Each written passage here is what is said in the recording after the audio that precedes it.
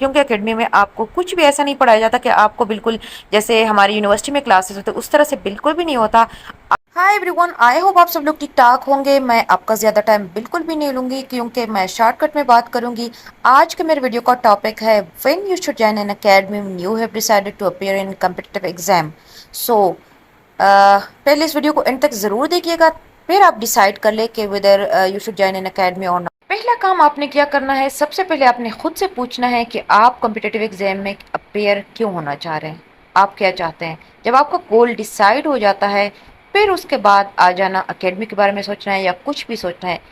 جب اکیڈمی کی بات آتی ہے تو سب سے پہلے آپ نے یہ کرنا ہے کہ سیدھا اکیڈمی میں جا کے نہیں بیٹھنا، کیونکہ اکیڈمی میں ایسا کچھ بھی نہیں ہوتا کہ آپ کو لگتا ہے کہ مجھے فرام اسکریچ سے بتائیں گے، لیکن ایسا کچھ بھی نہیں ہونے والا۔ سب سے پہلے آپ نے کیا کرنا، کورس کے آؤٹ لائن کو اٹھانا ہے جو کہ ان کی آفیشیل ویب سائٹ پہ، جو بھی کوئی بھی کمپٹیٹیو ایگزام ہوتا ہے ان کے آفیشیل ویب سائٹ پہ کورس سلیبس سب کچھ اویلیبل ہوتا ہے۔ تو آپ نے سب سے پہلے وہ ڈاؤن لوڈ کر لینا ہے اور پھر اس کو سارے کو دیکھنا ہے۔ پھر جو آپشنل ہوتے ہیں، کمپلسری تو کمپلسری ہوتے ہیں، ان کے تو سلیبس ہی چیک کرنا ہے، لیکن جو آپشنل ہوتے ہیں ان کا کورس بھی چیک کرنا ہے اور یہ بھی ڈیسائیڈ کرنا ہے کہ آپ کیا کیا سلیکٹ کرنا چاہ رہے ہیں اور آپ کی ایکسپرٹیز کس چیز میں ہے۔ اور یہ نہ دیکھے کہ میری ڈگری اس چیز میں ہے تو میں اس سبجیکٹ کو لینا چاہ رہا ہوں یا تو پھر آپ نے یہ کرنا ہے۔ سلیبس کو صرف دیکھنا نہیں ہے، پھر اس کے بارے میں پڑھنا بھی ہے۔ یعنی فار ایگزامپل اگر میں سی ایس ایس کی بات کروں تو پھر آپ نے کیا کرنا ہے، آپ نے پاکستان افیئر کے سارے جو ٹاپکس دیے ہیں سب سے پہلے اس کے بارے میں ریسرچ سٹارٹ کرنی ہے،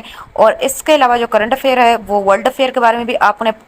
سارے جو انفارمیشن ہے وہ آپ کو پتہ ہونی چاہیے۔ یعنی آپ پہلے خود سے پڑھنا سٹارٹ کر دیں، یعنی اپنا ٹائم ٹیبل بنائیں، پورا اسکیجول بنائیں، پھر آپ خود سے پڑھنا سٹارٹ کر دیں۔ پھر اس کے بعد جب آپ کو پورا پتہ چل جائے، یعنی آپ کا بیک گراؤنڈ بن جاتا ہے، دین آپ اکیڈمی کا سوچیں۔ کیونکہ جب آپ کو کچھ بھی نہیں پتا اور سر جو پڑھائیں گے تو آپ کہیں گے ہر چیز آپ کو نئی نئی لگ رہی ہو کہ اچھا مجھے تو یہ بھی نہیں پتا، مجھے یہ بھی نہیں پتا، تو تب آپ سر سے کویسچن بھی نہیں کر سکیں گے۔ جب آپ کا بیک گراؤنڈ بنا ہوتا ہے اور سر کچھ پڑھاتے ہیں،